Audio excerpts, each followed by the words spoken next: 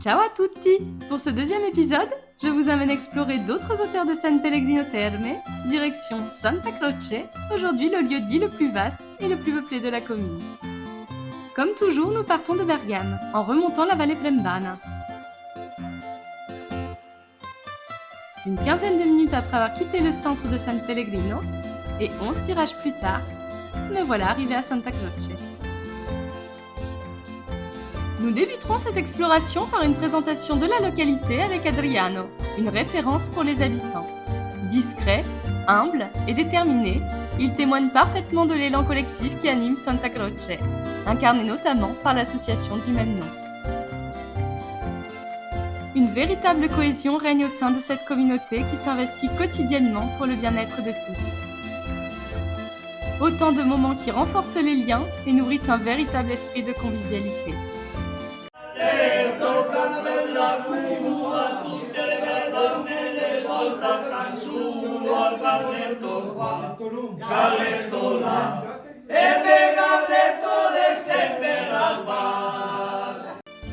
Et Celeste incarne pleinement cette valeur de partage et nous fera découvrir ce que sont les nusettes. Avec Franca, sa femme, ils nous ouvriront les portes de leur cuisine et nous livreront leurs savoureuses recettes. Ce voyage nous mènera aussi au cœur d'une localité qui incarne un véritable modèle de résilience rurale. Au fil des façades qui défilent, c'est toute une communauté que l'on devine derrière ces murs, unie par la volonté de préserver l'identité du village, tout en l'adaptant aux enjeux contemporains. La meilleure façon de prédire l'avenir, c'est de le créer. Slogan de leur association est bel et bien une réalité. Des projets ancrés dans l'histoire du territoire qui allient transmission et innovation.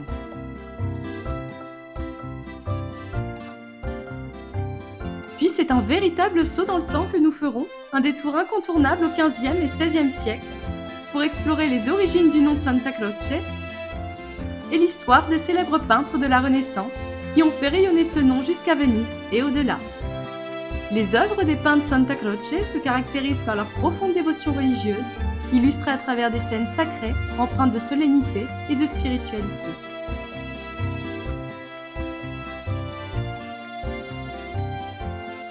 Ce voyage historique trouvera un prolongement littéraire grâce à Maria Di Pietro.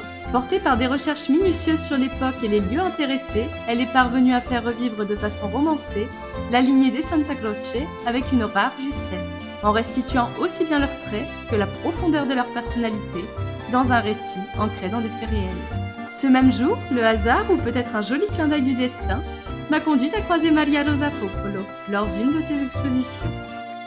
C'est alors qu'une de ses œuvres a été choisie, à cet instant précis, pour illustrer la couverture du livre de Maria Di Pietro. Une aquarelle capturant la délicatesse des formes de Santa Croce et la lumière de ses hauteurs, mettant subtilement en valeur l'église paroissiale. Et tout laisse à penser que cette fibre artistique, d'il y a plusieurs siècles, est toujours bien vivante, y compris chez les habitants de Santa Croce.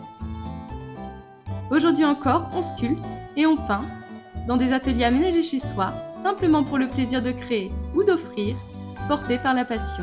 Comme si l'âme des anciens maîtres avait laissé son empreinte, réinventée au fil du temps, dans des formes nouvelles, propres aux talents et aux inspirations de chacun.